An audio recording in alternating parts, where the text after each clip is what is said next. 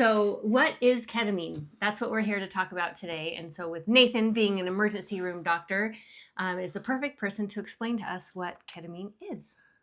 Okay, yeah. So I worked in the emergency room for almost 20 years. I gave ketamine all the time, not for mental health, but for, knocking people out for sedation. But now that we're using it for a different reason, I thought I should explain what it is, how it works. Yep. Okay. Perfect. So ketamine's been around since the 1960s. It's a very old kind of anesthetic, and people have probably heard about it being used for horses or veterinary medicine, which is true. But they've also been using it to put people to sleep, humans to sleep, since the 60s. Yeah.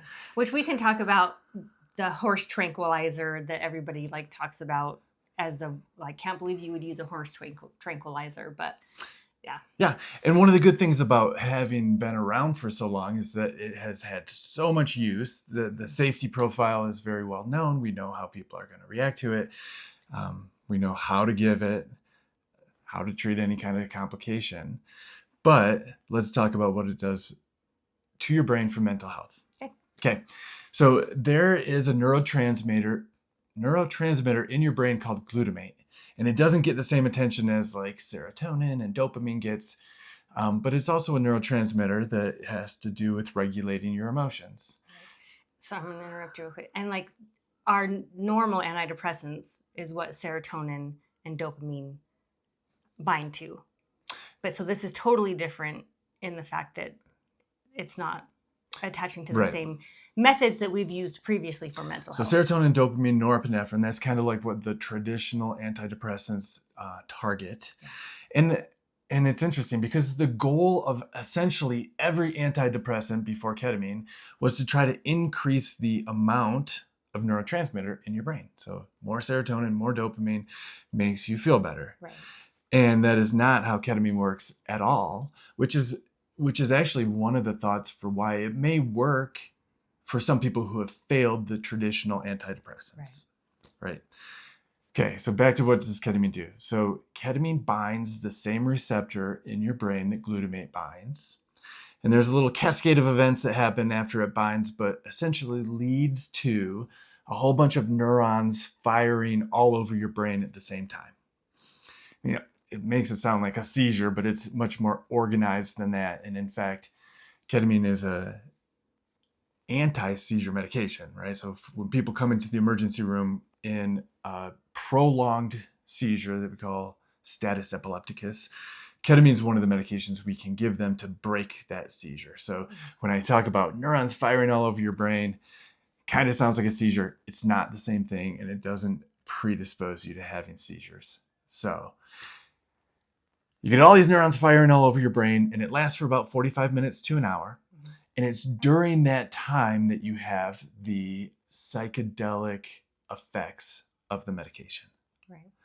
And why do you have the psychedelic effects? I know you know, but I'm going to answer it anyways. Your consciousness, your self, your brain doesn't know what to make out of all these new inputs because your neurons are firing in all these patterns that your consciousness would never see day to day, like in living your life.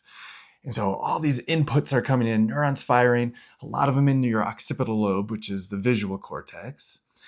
And your consciousness tries to make sense of what is happening. Right. So all these new inputs, and it's like, I've never seen this before, so I will present you with the image of what I think is happening. And that leads to your visuals becoming scrambled. People typically get visual hallucinations. It scrambles your sense of body. So you have this dissociation from your body. You feel like you've left your body or don't feel it or don't have a body. It scrambles your emotions a little bit. So sometimes people will laugh or cry, not even understand why. And it does scramble your thought process just a little, which is part of what we think is contributing to the healing factor of the medicine, right?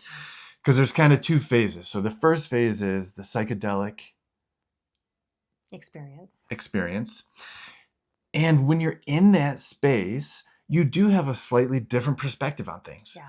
And so all these neurons are firing, it scrambles your thinking a little, and it just gives you a chance to process or think about things in a different light, in a different perspective than what you're used to. Yeah. And so a lot of times during that 45 minutes or an hour, people just get answers. Yeah. And they're frequently answers that you wouldn't have been able to get to in your normal thinking process. Right. But because things are just a little scrambled, you frequently come out with a...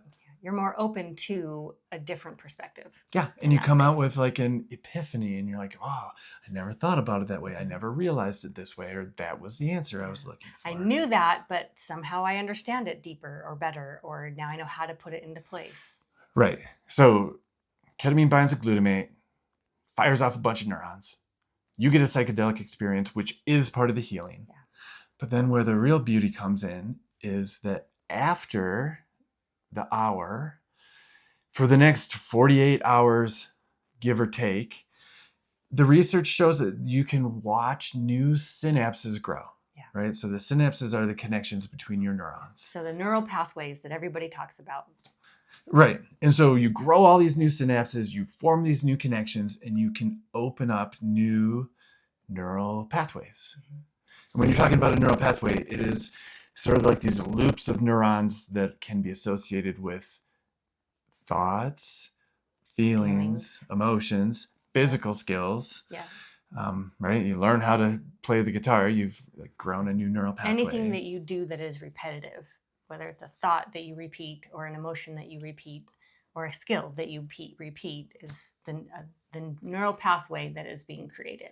Yeah. And one of the problems is that people fall into the same loops of neurons, the same neural pathways over and over. And when you get stuck in those emotions or those thought patterns, it literally strengthens the neural pathway. Yeah. It's like practicing the guitar. You strengthen that neural pathway so that every time you can play the guitar without even thinking about it. And emotions are very similar. You get the same loops of depression or anxiety or trauma response, and it strengthens those connections. And so that the next time that there's even a mild trigger, you're predisposed to fall back into those old habits, emotional habits, and thinking habits. Yeah. And so what we think is happening with ketamine is that we know that you grow the new synapses. We know you make new connections. We know you open up new neural loops.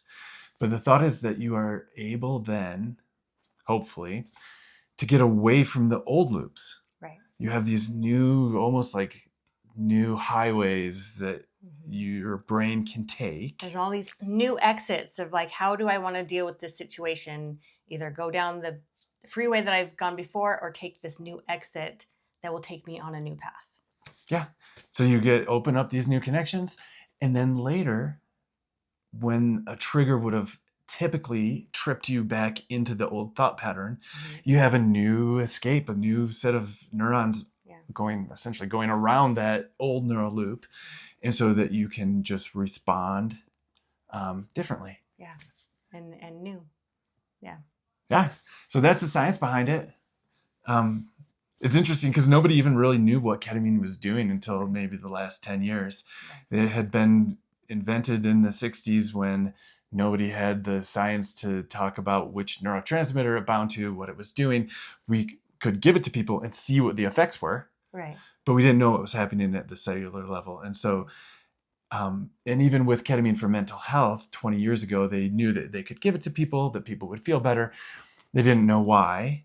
But the new research that's showing what it's doing, and it has spurred all these buzzwords, neuroplasticity, fertilizer for the brain, right? Whatever the media likes to say. Right. It is literally just growing new synapses, forming new connections, giving you new ways to think about things. Yes.